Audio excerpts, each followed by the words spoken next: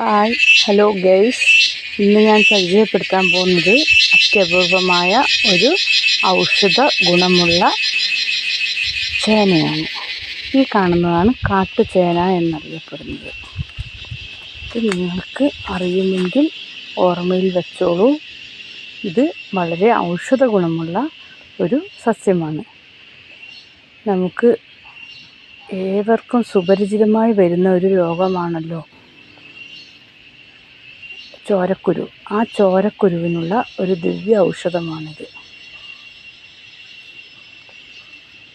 ഇത് 7 ദിവസം തുടർച്ചയായി കഴിക്കണം.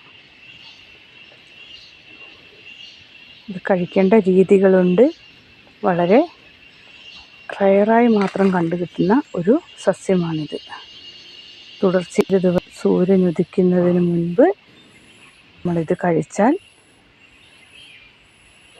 അതിൻ്റെ ഗുണം വളരെ വലുതാണ്.